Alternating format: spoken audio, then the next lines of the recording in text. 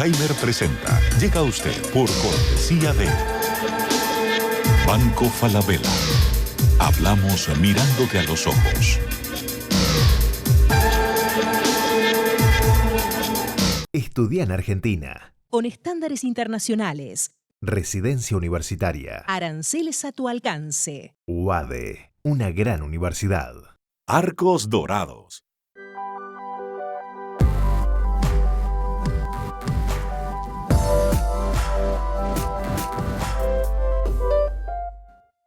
¿Sabías que según un estudio de la Universidad de Oxford, casi la mitad de los trabajos actuales podrían dejar de existir en 10 años? La inteligencia artificial llegó para quedarse. ¿Cómo te va a afectar la automatización? ¿Cuáles son los trabajos del futuro? Andrés Oppenheimer te lo cuenta en su nuevo libro, Sálvese quien pueda. Y no te quedes atrás. Encuéntralo en librerías.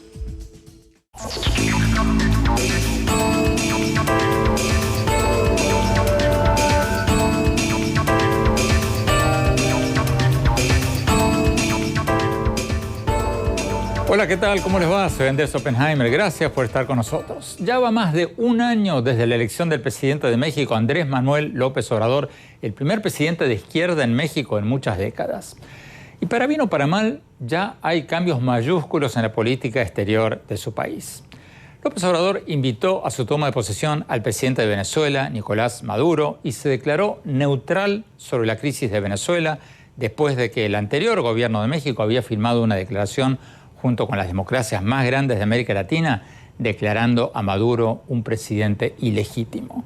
Y más allá de eso, López Obrador prometió desde su campaña que le daría mucho más prioridad a los problemas internos de México que a la política externa. A diferencia de sus predecesores, no hizo un solo viaje al exterior en el año desde que fue electo. Y es el primer presidente en la historia reciente de México que no asistió a la cumbre del G20, el selecto grupo de los líderes de las 20 economías más grandes del mundo. En lugar de ir a la reciente cumbre del G20 en Osaka, en Japón, a la cual asistieron el presidente Trump, los presidentes de China, de Rusia, de Alemania, varias otras potencias mundiales, López Obrador mandó a su secretario de Relaciones Exteriores en su lugar. Y ahora, el partido político de López Obrador, Morena, está planteando cerrar las oficinas comerciales de México en Estados Unidos, en Japón, en China, para ahorrar dinero que podría ser destinado a los pobres. Entonces, la gran pregunta es si México se está aislando del resto del mundo. ¿Le conviene a México perder oportunidades como la de reunirse de tú a tú con los líderes mundiales, los presidentes de las principales potencias del mundo? ¿Le conviene cerrar sus oficinas comerciales en los principales mercados del mundo?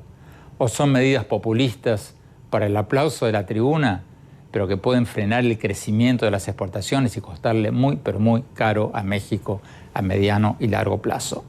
Hoy vamos a analizar todo esto con el expresidente mexicano Felipe Calderón, que se ha convertido en uno de los principales críticos del gobierno de López Obrador. Le vamos a preguntar sobre los cambios en la política exterior de México, sobre Venezuela, sobre los recientes acuerdos migratorios del gobierno de López Obrador con el presidente Trump, sobre la economía de México y varios otros temas. Y vamos a contrastar lo que nos diga el expresidente Calderón con un hombre muy cercano al presidente López Obrador, el presidente de la Comisión de Relaciones Exteriores del Senado de México, Héctor Vasconcelos. Es uno de los fundadores del partido oficialista Morena. Le vamos a preguntar también sobre la renuncia del exsecretario de Hacienda de México, Carlos Ursúa, que sacudió al país hace muy pocos días. Bueno, empecemos con la entrevista que le hicimos hace pocas horas al expresidente Felipe Calderón. Veamos.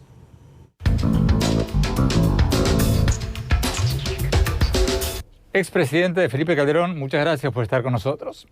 Expresidente, usted se ha convertido en uno de los principales críticos del gobierno del presidente López Obrador, entre otras cosas por su política exterior. ¿Por qué cree usted que México se está aislando del mundo? ¿Cuál es su principal crítica al argumento del presidente de López Obrador de que antes que asumir un rol de activismo político en asuntos externos, México tiene que resolver sus problemas internos? ¿Cuál es su principal crítica a ese posicionamiento? Déjame vertirlo como una opinión. No quisiera ser el crítico. Bueno, lo soy, inevitablemente lo soy. ¿Por qué? Porque al vertir mi propia opinión, pues discrepo de la del presidente. México es y debe ser un jugador clave en el concierto mundial, en las cosas que ocurren en el mundo, por su tamaño, por su población, por el tamaño de su economía. Estamos entre las 2 economías más grandes del mundo y probablemente, Andrés, México puede ser, si hiciéramos las cosas bien, pues la 7ª o la 6ª economía más grande del mundo para el año 2050. México tiene que estar en las decisiones mundiales y no por jugar un protagonismo o un afán protagónico, sino porque las decisiones mundiales nos afectan a los mexicanos y tenemos que ser actores y no espectadores en lo que está pasando. Un ejemplo es recientemente la ausencia de México, de su presidente en el G20. Bueno, el G20 se están discutiendo, o se han venido discutiendo desde la crisis de 2008-2009, los temas más importantes, y de hecho esa crisis pudo aliviarse más rápidamente por el grado de concertación y de comunicación que el G20 generó. Hoy, ¿qué se está discutiendo, Andrés? Se está discutiendo el comercio, la amenaza de guerra comercial desatada por la insensatez del presidente de Estados Unidos, Donald Trump, de cerrar o de utilizar el comercio como amenaza y como instrumento contra otros países, y eso se ha constituido ya en la mayor amenaza al desempeño de la economía mundial. Bueno, eso se discute en el G20 y México quizá va a ser el país más afectado por una guerra comercial en el mundo por su alta dependencia exportadora hacia Estados Unidos. ¿Qué pudo haber hecho el presidente de México en el G20? En primer lugar, vertir su opinión y su presencia precisamente donde están los líderes del mundo que representan al 85% del Producto Interno Bruto Mundial, que representan al 75% del comercio mundial, a las 2/3 partes de la humanidad, en fin, dar la voz de México, generar ahí un consenso, con la excepción de Donald Trump, desde luego, pero generar un consenso que hubiera presionado a Estados Unidos internacionalmente, un consenso a favor del comercio libre y en contra de la guerra tarifaria de Donald Trump, e incluso algunos gestos, Andrés, por ejemplo, el solo hecho que el presidente de México se hubiera reunido en privado, en una bilateral con el presidente de China, hubiera sido un elemento de negociación poderosísimo para México frente a Donald Trump. El presidente López Obrador ha dicho que envió a su canciller, al secretario de Relaciones Exteriores, Marcelo Ebrard, y que, bueno, por lo tanto, no hacía falta que fuera él personalmente. ¿Qué responde a eso? ¿Por qué era tan importante que fuera el presidente en persona? Te lo digo con toda sinceridad, Andrés. Asistí a varias juntas del G20. Me tocó ser el primer latinoamericano en ser presidente del G20 y recibir a todos, al presidente de China, del primer ministro de India, al de Estados Unidos, al de Rusia, al de Francia, al de España, de Inglaterra, primer ministro de Inglaterra, etcétera. Todos vinieron a México. Y sé de esas reuniones que los representantes son irrelevantes. Nadie, ninguno de esos presidentes o primeros ministros le hace caso a un canciller. Lo reciben por una cortesía en la mesa, pero nada más. Y si tú observas las redes sociales del propio Marcelo Ebrard y su línea de publicidad o la persona que le maneja medios, no hay una sola foto de Marcelo Ebrard que se haya tomado en una reunión bilateral en serio. Todas son fotos de pasillo. Sí publicó una serie de fotos con una serie de presidentes y primeros ministros, la primera de ellas con Donald Trump, lo cual muy sonriente y se me hizo además hasta de pena ajena, caray. Pero todas son de pasillo, es como si hubiera un fan, ¿no? O un estudiante de preparatoria recolectando autógrafos en la reunión y pidiéndoles un selfie a cada uno de los primeros ministros en los pasillos. La presencia de un canciller, con todo respeto, es irrelevante en esas reuniones y se perdió una oportunidad de oro, repito, para que México diera su voz, generara consensos en favor de México, que hacerlo en favor del comercio mundial, por ejemplo, es en favor de México, de rechazo a la política de guerra arancelaria de Donald Trump, de reuniones estratégicas bilaterales, precisamente para neutralizar el poder de Estados Unidos. Todo eso se puede hacer en un G20. El presidente López Obrador no ha salido del país desde su elección, diciendo que primero hay que resolver los problemas internos de México, la pobreza, la corrupción. ¿Qué hay de malo en eso? Evidentemente nadie está en contra de que el presidente le preste atención a sus problemas y los resuelva, pero es un hecho también, Andrés, que en este mundo globalizado, en esta interacción bárbara que tenemos todos, que somos sociedades abiertas, de medios abiertos. Yo estoy aquí hablando contigo desde la Ciudad de México, tú estás en Estados Unidos y nos están escuchando probablemente gente en todo el continente viendo. Esta globalidad, esta evolución de un mundo que se ha vuelto cercano, se ha vuelto verdaderamente inmediato, requiere una interacción mundial. No es excluyente atender los problemas nacionales con ser partícipe de la agenda mundial e insisto, la agenda mundial afecta poderosamente a México por los problemas más graves que hay ahora en el mundo. Precisamente la pobreza se puede aliviar con el comercio que necesitamos. La migración que tanto recibimos como tenemos hacia Estados Unidos es un tema que se puede mitigar precisamente con los flujos comerciales, con el comercio, con el crecimiento económico. En días recientes, expresidentes, se conoció que el partido Morena, el partido oficialista, el partido del presidente, está proponiendo un proyecto de ley para cerrar las oficinas comerciales de México en el exterior, en varios países. Las oficinas de la Secretaría de Economía en Estados Unidos, en Japón, en China y muchos otros países. Quienes proponen este proyecto dicen que se ahorrarían millones de dólares que podrían ser usados para mejorar la condición de los pobres en México. Su crítica, ¿qué hay de malo en eso? Es un absurdo. Obviamente puede haber muchos ahorros, pero es querer cuidar los centavos a costa de perder los miles de pesos. Es decir, dicen que se van a ahorrar 2,000 millones me decías tú, de pesos o de dólares, no sé, de pesos probablemente. No creo que lleguen a esa cifra, pero hombre, no es, digamos, estamos hablando de 100 millones de dólares, no es ni la 10ª parte de lo que México comercia cada día. Cada día. Es decir, la importancia de México para el comercio, para la inversión que esas oficinas tratan de atraer, ahorrarse en el pago de una renta es verdaderamente ridículo, Andrés. Y es un ejemplo, efectivamente, de lo que está haciendo este gobierno. Está haciendo recortes, como bien señalan algunos analistas, está haciendo cirugías con machete, no con bisturí. Está cortando gastos esenciales del país. Senador Héctor Vasconcelos, presidente de la Comisión de Relaciones Exteriores del Senado de México, muchísimas gracias por estar con nosotros. Senador, ¿acaso no fue un error mayúsculo del presidente López Obrador no haber ido a la cumbre del G20 en Japón? ¿Qué responde usted a esa crítica? Mire usted, a mí en términos personales debo decirle que sí hubiera yo preferido que el presidente López Obrador asistiera a la reunión del G20, también a la reunión de la Alianza para el Pacífico, pero eso es quizá una percepción hasta cierto punto subjetiva mía.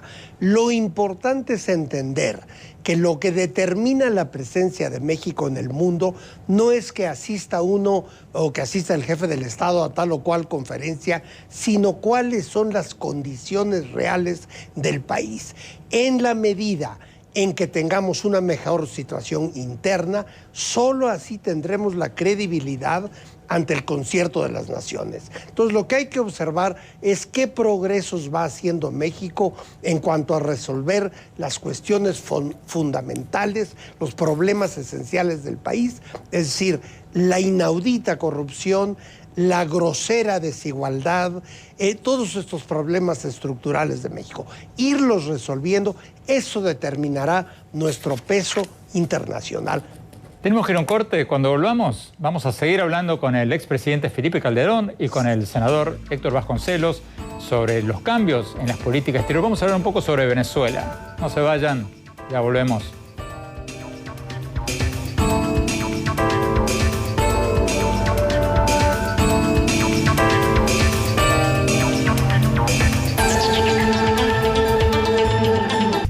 Cuando cambias tus CMR puntos, cambias de aire, de aroma, de estilo. cambias de ritmo. Cambias tu estilo de vida. Cuando cambias tus CMR puntos, tú también cambias. Aprovecha tus puntos y cambia lo que quieras. CMR puntos. Cambio lo que quiero.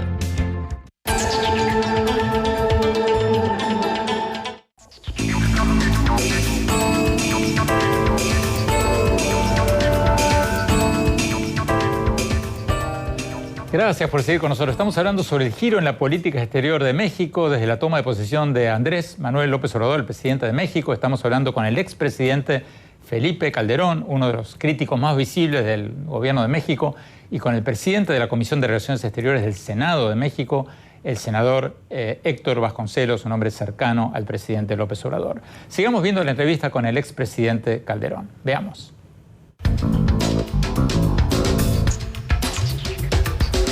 Expresidente Calderón, hablemos un poco de Venezuela. México era hasta hace poco un miembro muy activo del Grupo de Lima, este grupo de 14 países latinoamericanos que había tildado al presidente Maduro de un presidente ilegítimo y que ha reconocido al presidente de la Asamblea Nacional de Venezuela, Juan Guaidó, como el presidente encargado de Venezuela. López Obrador no se retiró del todo, pero dio marcha atrás de este Grupo de Lima y se ha proclamado neutral sobre Venezuela. ¿Cómo califica usted la postura de López Obrador sobre Venezuela? ¿Está apoyándolo a Maduro o simplemente se mantiene al margen, es sincero en su neutralidad y se está concentrando en la política interna porque no le interesa mucho lo de Venezuela?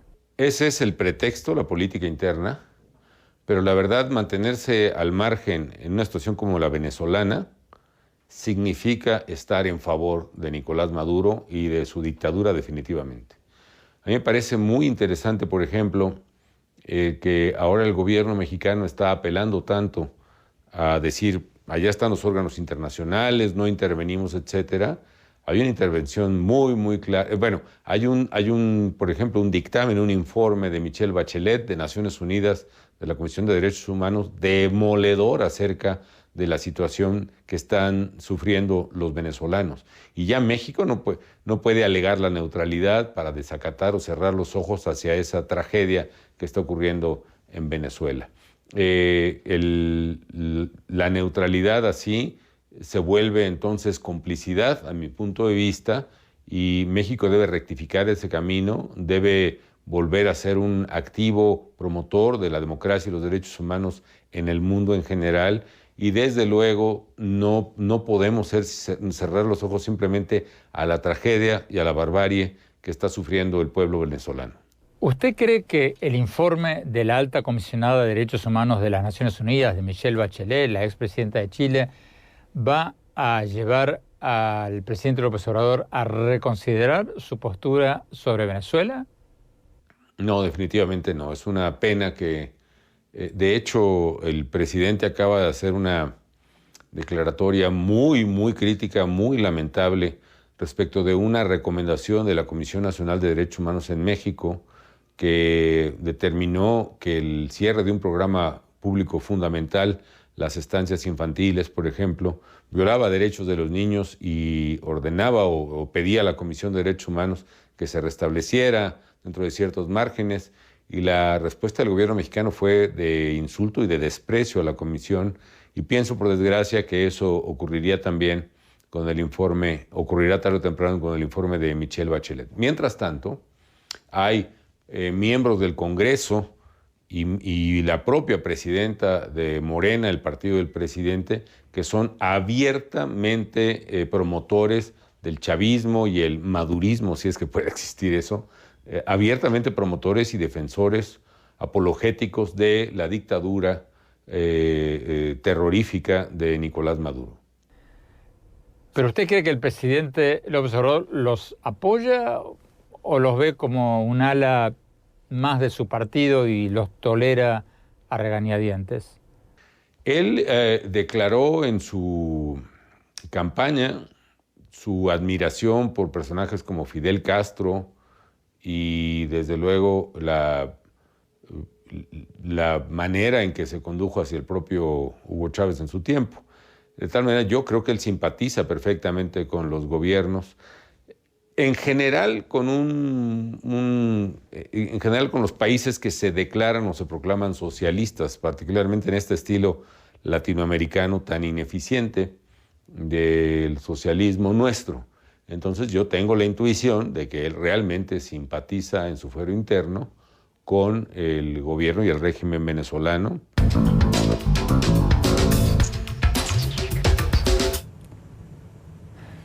Senador Vasconcelos, usted seguramente va a argumentar que México está haciendo lo correcto porque el artículo 89 de la Constitución mexicana exige la no intervención en asuntos internos de otros países, pero como usted bien sabe, lo hemos conversado en otra entrevista, ese mismo artículo de la Constitución mexicana exige el respeto, la protección y la promoción de los derechos humanos.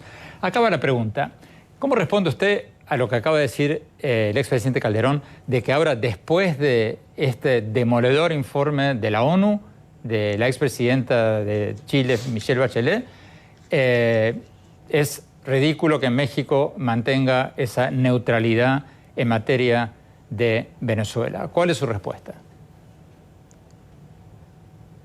Sí, yo empezaría por decir, no puedo evitar mencionarlo, que el licenciado Calderón es parte en el conflicto. No podemos olvidar que él fue el instrumento que usó la clase política tradicional mexicana y los poderes fácticos, el establishment mexicano, para impedir en 2006 que se cumpliera lo que desde entonces era la voluntad mayoritaria del pueblo mexicano, es decir, llevar al presidente López Obrador al poder para iniciar una transformación de fondo en el país. Dicho esto, y yendo a la cuestión de Venezuela, yo creo que hoy podemos observar, a diferencia de cuando hablamos sobre la cuestión del principio de no intervención, que las cosas han ido tomando su nivel. Me parece a mí evidente que el esfuerzo por resolver el enorme problema de Venezuela, que desde luego yo lo veo como una tragedia para los venezolanos, el esfuerzo por arreglar este asunto a través de la sustitución del señor Guaidó en vez del señor Maduro, una iniciativa, por cierto, promovida por los Estados Unidos de Norteamérica desde mi punto de vista, creo que es claro que fracasó. Las cosas han estado tomando su nivel, subsiste el enorme problema de qué va a pasar en el futuro con Venezuela, y ahí lo más terrible de todo es que persiste el malestar de la población venezolana y la polarización entre las diversas fuerzas políticas. Sin embargo, creo yo que hoy podemos ya ver que si México se hubiese comprometido, como lo hicieron otros países latinoamericanos, con la opción de Guaidó, pues tampoco hubiera llevado a ninguna solución del problema. Pero, senador, no me ha contestado la pregunta. La pregunta era sobre la neutralidad del gobierno actual de México. ¿Se puede ser neutral cuando el informe de la ONU de la expresidenta Bachelet, que por cierto es una integrante del Partido Socialista, no se la puede acusar de ser una vocera de la CIA ni nada de eso, habla de crímenes de Estado semejantes a los de las dictaduras de Argentina y de Chile de los años 70? O sea, el informe no dice eso, pero las cifras que da son muy parecidas. Sí. Entonces, acaba la pregunta, la misma de antes. ¿Va a rectificar México esa postura de neutralidad para convertirla en una condena categórica a los asesinatos masivos que, según las Naciones Unidas, están ocurriendo en Venezuela? Yo le diría dos cosas. En mi opinión, como legislador, no como miembro del Poder Ejecutivo, yo deploro profundamente la situación de los derechos humanos en Venezuela. Ahora, México se rige en su política exterior por ciertos principios de los que ya hemos hablado, y estos principios no se alteran por un reporte u otro, por grave que sea. Hay concepciones que vienen de nuestra historia, como ya he tratado de explicarlo en otras ocasiones, y estos son permanentes, son principios que han regido la política exterior de México por muchos decenios y se sostendrán en cuanto que a que además de todo son mandatos constitucionales. Pero insisto, en lo personal como legislador, a mí me asombran los datos que la expresidenta Bachelet mencionó en su informe. Por cierto, nosotros hemos estado, tanto el Poder Ejecutivo como el Poder Legislativo mexicanos, muy cerca, creo yo, de la señora Bachelet. Ya visitó el Senado hace poco, le hicimos ahí una recepción que corresponde a la extraordinaria carrera que ella ha desplegado a lo largo de su vida, de manera que yo respeto mucho su informe. Tenemos que ir a un corte. Cuando volvamos, vamos a preguntarle al expresidente Calderón qué opina del acuerdo migratorio del presidente López Obrador con Donald Trump. Y después le vamos a preguntar lo mismo al senador Héctor Vasconcelos. No se vayan, ya volvemos.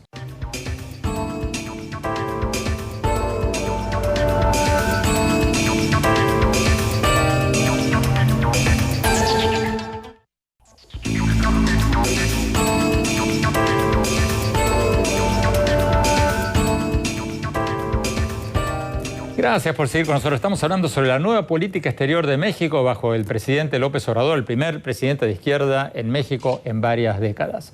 Sigamos viendo la entrevista con el expresidente Felipe Calderón, que se ha convertido en uno de los principales críticos del gobierno de México actual.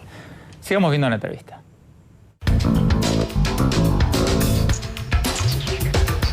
El presidente Trump, después de criticar despiadadamente a México, ahora pareciera como que está en un romance con México, alabando la política de López Obrador de detener a los migrantes centroamericanos en la frontera sur de México. Y ha dicho Trump que el gobierno de México está haciendo un excelente trabajo. ¿Cierto o falso? Es una pena, Andrés, es una pena que nos estemos convirtiendo o que estemos utilizando nuestra fuerza pública, que además es exigua, es decir, la Guardia Nacional, por ejemplo, es apenas recién creada y fue creada con el propósito de combatir el terrible problema de inseguridad que tenemos en México. Bueno, lo poco que se ha creado la Guardia Nacional está destinada a la frontera a detener migrantes centroamericanos, lo cual me parece un absurdo que nuestros recursos están lamentablemente siendo utilizados para servir a los propósitos de Donald Trump.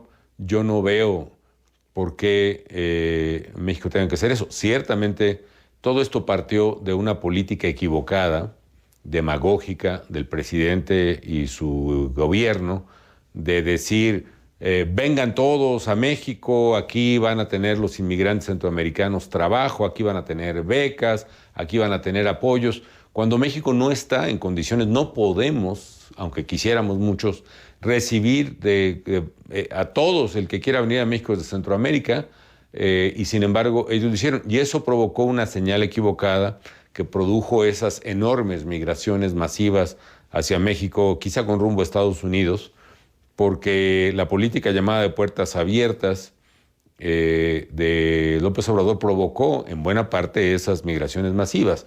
Y ahora viene todo lo contrario, ahora estamos usando soldados y marinos para detener a los migrantes porque lo pidió Donald Trump.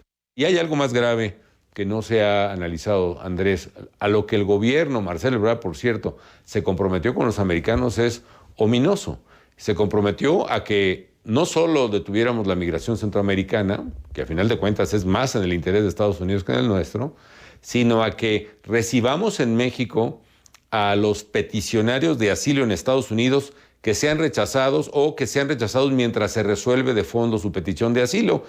Antes lo que procedía era devolverlos a su país de origen. No, ahora México se obliga a tenerlos en México, a darles alimentación, educación, servicios públicos, etcétera, etcétera. Una condición llamada de tercer país seguro, aunque no se reconozca formalmente.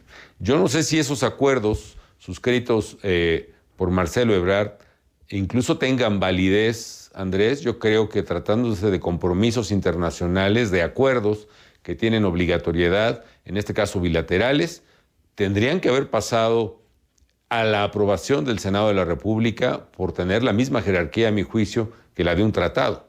Es decir, son acuerdos de voluntades entre países del que se desprenden obligaciones, en este caso muy gravosas para México. Eso no lo puede suscribir por su propia cuenta un canciller, eso tiene que contar con la aprobación del Senado.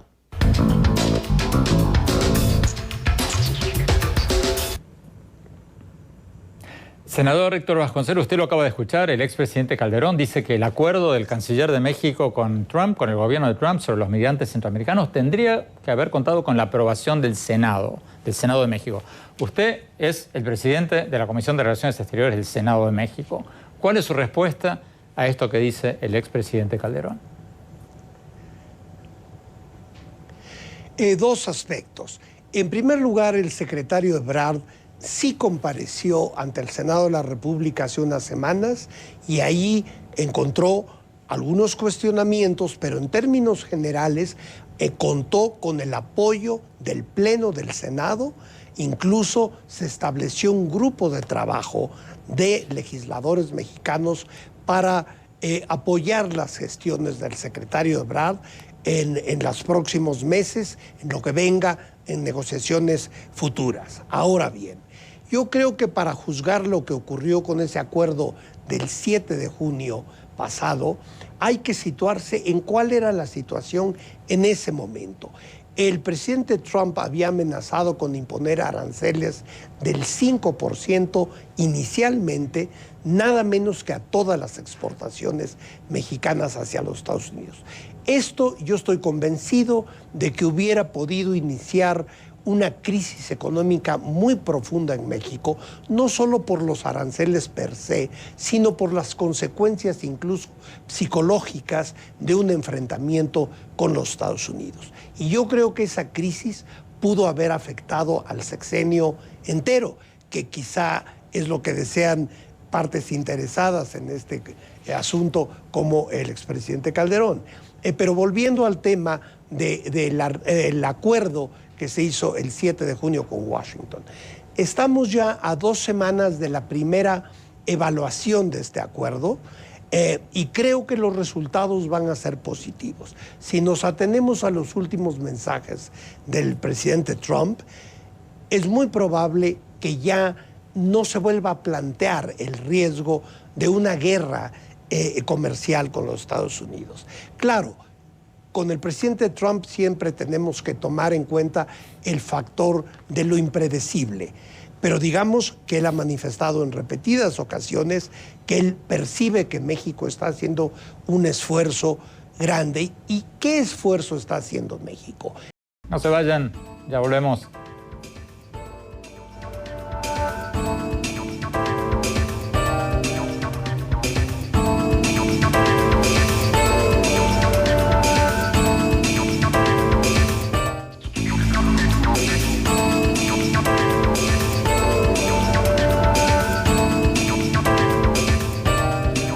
Gracias por seguir con nosotros. Estamos hablando sobre para dónde va México, sobre los cambios en la política exterior, entre otras cosas, de México desde la toma de posesión del presidente Andrés Manuel López Obrador, el primer presidente de izquierda en México en muchas décadas. Estamos hablando con el expresidente Felipe Calderón, que se ha convertido en uno de los críticos más visibles del nuevo gobierno de México, y con el presidente de la Comisión de Relaciones Exteriores del Senado de México, el senador del Partido Oficialista Morena, Héctor Vasconcelos.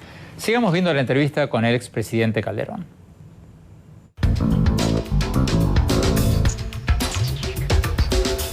Finalmente, expresidente, hace pocos días el Banco de México dio a conocer una nueva encuesta de expectativas de crecimiento económico en México y volvió a mostrar una baja. Mientras que el año pasado se esperaba que este año, en el 2019, la economía creciera como un 2%, ahora ven un crecimiento menor del 1.1%.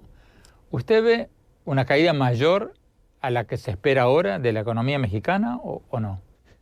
Pueden estar peor las cosas en términos económicos si el gobierno no rectifica, Andrés. Efectivamente, cuando logramos superar la crisis económica de 2009, el país estaba creciendo a tasas arriba del 4,5%. En 2010 crecimos 5,5%. Luego el gobierno del presidente López Obrador prometió que creceríamos al 4%. Luego ya ajustaron y que creceríamos al 2%, como bien dices, y creo que con dificultades vamos a llegar al 1% este año. Pero si el gobierno sigue ahuyentando la inversión, lanzándose todos los días en la mañana contra los inversionistas, mexicanos o extranjeros, Si sigue llamando a quien discrepa del gobierno como fifís, conservadores, intereses oscuros, mafias, abusivos, etcétera, etcétera, nadie en su sano juicio va a invertir un peso en México y eso evidentemente que va a frenar la economía. Tú sabes que se está hablando a nivel mundial de la posibilidad de una recesión global hacia 2020. Si eso se junta con esta amenaza, con esta falta de certidumbre en México, con esta actitud que está ahuyentando capitales del país, evidentemente que nuestra economía va a estar en serios problemas. Ya el primer trimestre del año ni siquiera crecimiento económico registró. Crecimos, o entre comillas, o la tasa de crecimiento fue menos negativa, menos 0.2%. Alguna vez el presidente le llamó una cifra como esta, a una tasa de menos 0, pero en fin, es una tasa que la economía se está contrayendo. Si eso se prolonga, como sabes, otros 2 trimestres, estaríamos hablando ya de una recesión. ¿Qué vendrá en el segundo trimestre del año? No lo sé, pero tenemos un dato. En algún momento de mi gobierno, y también se repitió con el presidente Peña Nieto, se llegaron a crear cerca de 100,000 empleos por mes formales, es decir, registrados en el Seguro Social. Una tasa de 80,000 empleos al mes se ha venido sosteniendo en México varios de los últimos años. En mayo pasado, la tasa el número de empleos creados y registrados en el Seguro Social no fue de 100,000, ni de 80,000, ni de 50,000, fueron 3,000 empleos nuevos solamente en todo el país. A mí me refleja que las cosas están deteriorándose rápidamente y si el gobierno no rectifica algunas decisiones políticas y discursos, las cosas se van a poner mal, desgraciadamente. Tenemos que ir a un corte. Cuando volvamos, seguimos hablando con el presidente de la Comisión de Relaciones Exteriores del Senado de México, Héctor Vasconcelos, y después mi opinión sobre para dónde va México. No se vayan, ya volvemos.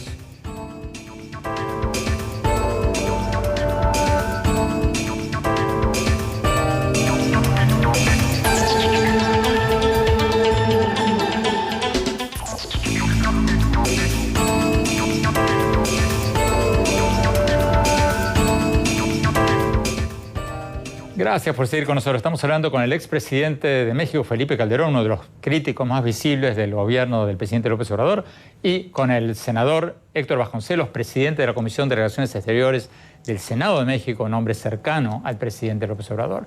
Senador Vasconcelos, en el bloque anterior, el expresidente Calderón nos recordaba que López Obrador dijo en su campaña que la economía mexicana crecería un 4%, a un ritmo del 4% durante su mandato. Y bueno, hace pocos días el Banco de México dio a conocer su estimado de que la economía va a crecer un 1.1% este año. ¿No tienen razón los críticos en estar preocupados, sobre todo después de la renuncia días atrás del ex secretario Ursúa, que causó un terremoto económico o político en México? ¿No tienen razón en estar preocupados? Yo empezaría por decir que el pronóstico de crecimiento al 4%, hasta donde yo recuerdo, no se hizo para el primer año y ciertamente no para los primeros 7 meses de un gobierno presidido por el licenciado López Obrador, sino que es una meta hacia mediados y finales del sexenio. Ahora bien, yo creo que lo que hay que subrayar es que en tan solo 7 meses del gobierno se han dado pasos que contribuyen en el mediano y largo plazo de manera fundamental a la salud de la economía mexicana. Me refiero a que desde el día 1 se inició una guerra frontal contra la corrupción, por ejemplo. Se redujo el costo del gobierno de manera dramática. Se eliminaron todas las canonjías y el dispendio escandaloso que habían venido desarrollando y llevando a cabo, viviendo con ella en los últimos gobiernos mexicanos. Senador Héctor Vasconcelos, muchísimas gracias por estar con nosotros. Tenemos que ir a un corte. Cuando hablamos, mi opinión sobre cómo va el gobierno de México y el futuro de México. No se vayan, ya volvemos.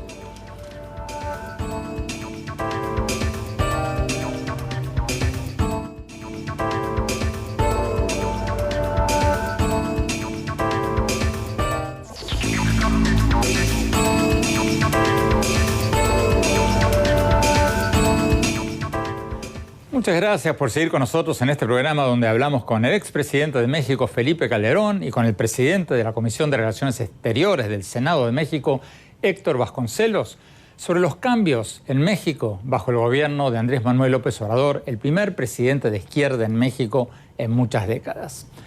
Mi reflexión sobre lo que escuchamos de ambos.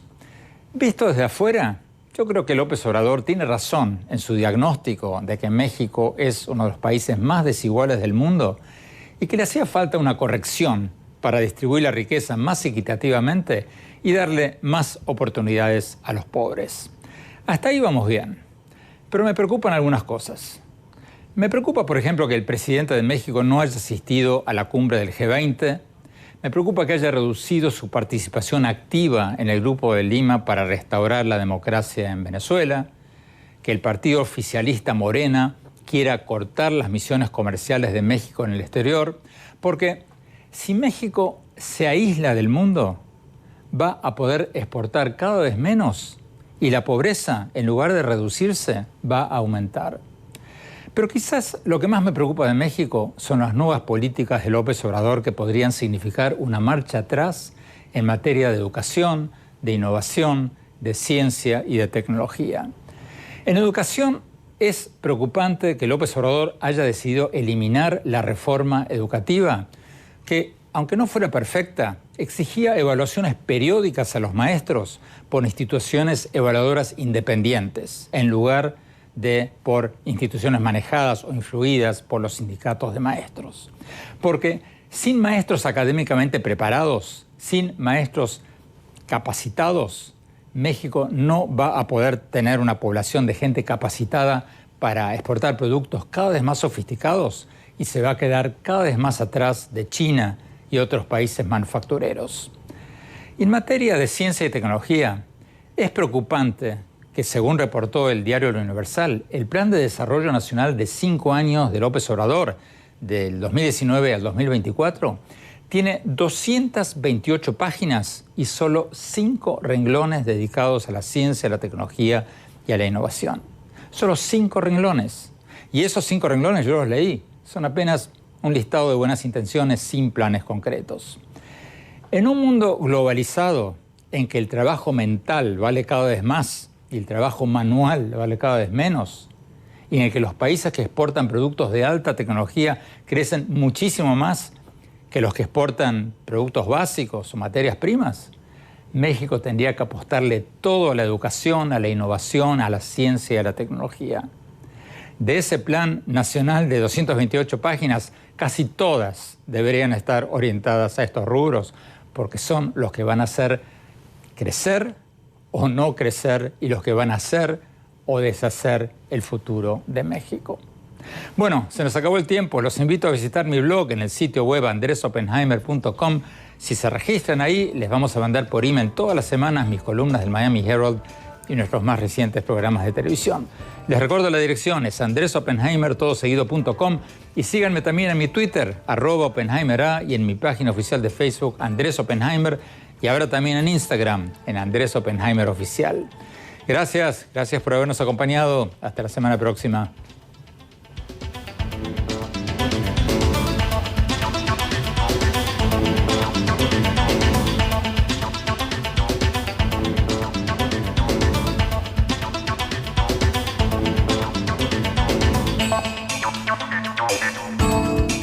Oppenheimer presenta. Llega a usted por cortesía de Banco Falabella.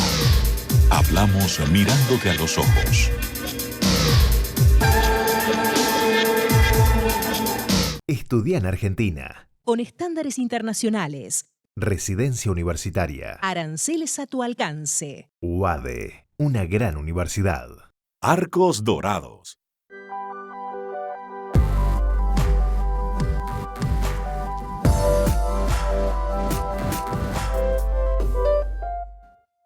¿Sabías que según un estudio de la Universidad de Oxford, casi la mitad de los trabajos actuales podrían dejar de existir en 10 años? La inteligencia artificial llegó para quedarse. ¿Cómo te va a afectar la automatización? ¿Cuáles son los trabajos del futuro? Andrés Oppenheimer te lo cuenta en su nuevo libro, Sálvese quien pueda. Y no te quedes atrás. Encuéntralo en librería.